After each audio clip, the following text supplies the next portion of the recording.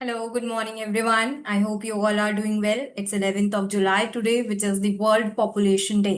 तो आज editorial analysis में we are going to discuss a very important editorial on the topic of population. अगर मैं आपके सिलेबस में बात करूं तो this topic comes under GS paper 1 of the topic of society. ठीक है, तो सोसाइटी के अंदर पॉपुलेशन आता है जहां पर आपको population and it's associated issues पढ़ना होता है। So today in this editorial we will be discussing कि कैसे इंडिया जो है we have the largest youth population, what are the issues with it, क्या initiatives लिए गए हैं and what can be the way forward।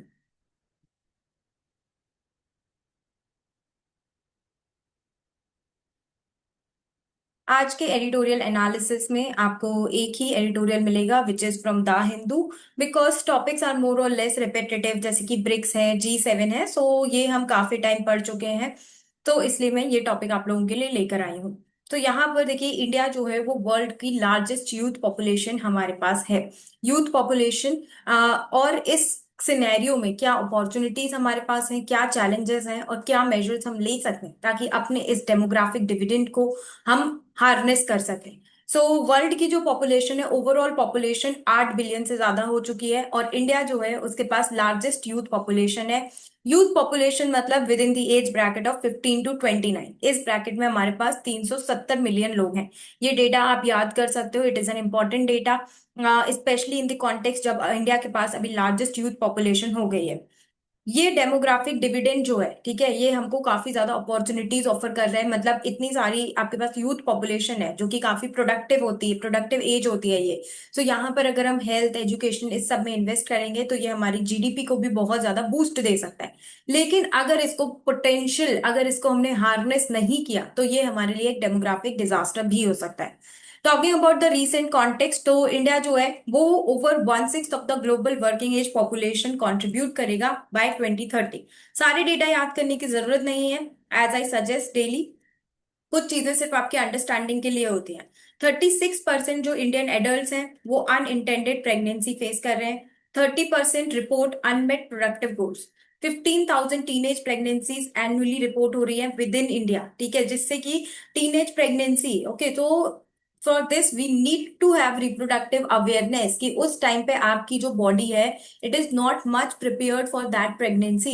सो इसलिए ये एक अवेयरनेस लाने की हमें लोगों में जरूरत है कि क्यों हो रही है teenage pregnancy, specially due to child marriage. तो चाइल्ड मैरिज नहीं करनी है और साथ में like we don't have to go for pregnancy.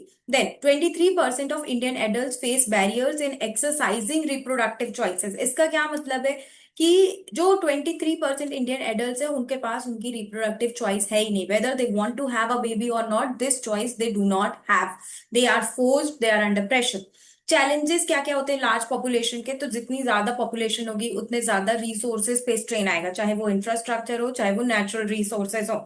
ज्यादा लोग होंगे, ज्यादा पानी चाहिए, ज्यादा लैंड चाहिए, इंफ्रास्ट्रक्चर जैसे कि स्ट्रेन ऑन रिसोर्सेज में आप देख सकते हैं Delhi metro so populated during working hours. Increase demand food water housing infrastructure, India के अर्बन स्लम्स जहाँ पे हमें वाटर स्कैरसिटी देखने को मिल रही है, ये सब इसके एग्जांपल्स हैं। अगर वो पॉपुलेशन प्रॉपरली स्किल्ड नहीं है, आपने एक अपनी इकोनॉमी में इनफ जॉब्स क्रिएट नहीं किए, तो वो अनएम्प्लॉयड रहेंगे। अंडर एम्प्लॉयमेंट भी हो सकता है। अंडर एम्प्लॉयमेंट मतलब किसी एक जगह पे उतने लोगों के काम करने की जरूरत नहीं है, लेकिन फिर भी सपोज करो कोई एक फैक्ट्री है, वहां पर 6 लोगों की जरूरत है बट 8 लोग काम कर रहे हैं, तो वो 2 लोग अंडर एम्प्लॉयड है। Then another thing that I would like to highlight, वो लोग अनएम्प्लॉयड रहेंगे, this will also give rise to crimes in the society. अगर हम यहाँ पर देखें तो जो यूथ अनएम्प्लॉयमेंट रेट है वो 23% है एज पर CMIE डेटा, जिसकी वजह से इकोनॉमिक स्ट्रेस क्रिएट हो रहा है। फिर हेल्थ और रिप्रोडक्टिव इश्यूज है, for example high maternal mortality. High maternal mortality पे हमने काफी ज्यादा डिस्कस किया था अभी 2 से 3 दिन पहले। तो आई वुड एडवाइस कि आप इन एडिटोरियल एनालिसिस के साथ कंटिन्यूस रहें। कंटिन्यूस जब आप इसको देखेंगे तभी आप एक लिंकेज बिठा पाएंगे। adolescent pregnancies देखने को मिल रही है, poor family planning outcomes, okay, the people they are not planning between like between the 2 children और 3 चिल्ड्रन एक्सेट्रा। उसकी वजह से क्या होता है कि सभी बच्चों पे प्रॉपरली ध्यान नहीं दिया जाता है। So these are some of the issues. Child marriage, education gap है इसलिए चाइल्ड मैरिज हो रही है। स्कूल ड्रॉप आउट्स है, लो फीमेल लेबर पार्टिसिपेशन। तो ये सब पॉपुलेशन के इश्यूज कैसे हैं कि आपके पास ठीक है, आपके पास यूथ तो है 370 मिलियन, लेकिन वो कर क्या रहा है? There is early pregnancy, there is child marriage, ठीक है, फिर अनएम्प्लॉयमेंट है। तो इसका फायदा क्या है अगर हम उसको रीप ही नहीं कर पा रहे? That is why these are the issues that are associated with large population.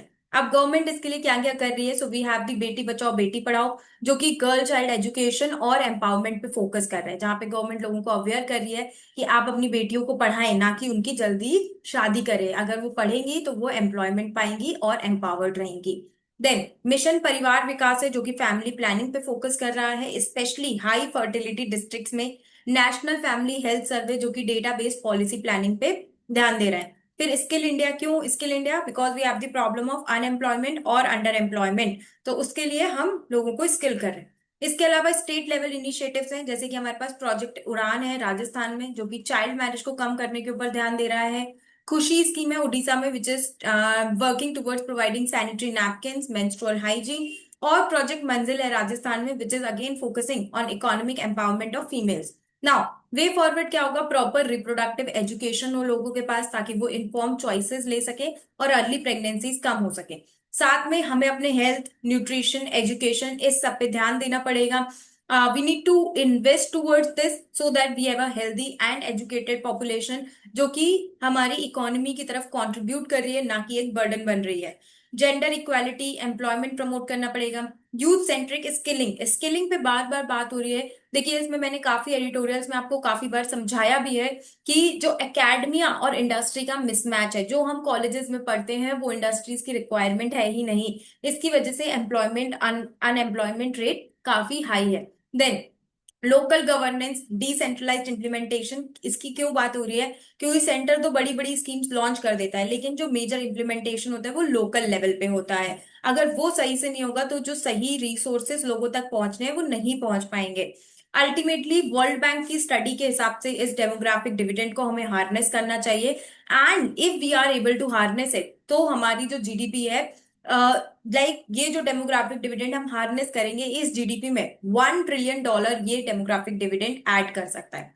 तो अल्टीमेटली जो हमारा डेमोग्राफिक डिविडेंड है, जो हमारे पास इतनी सारी यूथ पॉपुलेशन है, this is a huge opportunity given that कि हम उसको एक राइट डायरेक्शन में मोल्ड कर पाए। स्पेशली इसमें हमें ध्यान देने की जरूरत है विमेन पे, यूथ पे। राइट बेस्ड इंक्लूसिव और एम्पावरिंग अप्रोच की हमको नीड है। सो आई होप आप सभी लोगों को ये ब्रेकडाउन काफी हेल्पफुल लगा होगा। Try to practise this question. I am seeing आप लोग आंसर राइटिंग नहीं कर रहे हैं। आंसर राइटिंग बहुत ही ज्यादा जरूरी है। अगर आप सिर्फ पैसिव रीडिंग करते रहेंगे, you will never get to know कि आपको कितना समझ आ रहा है, आप कितना लिख पा रहे हैं। Day 5, day 10 of your preparation you should start answer writing, okay.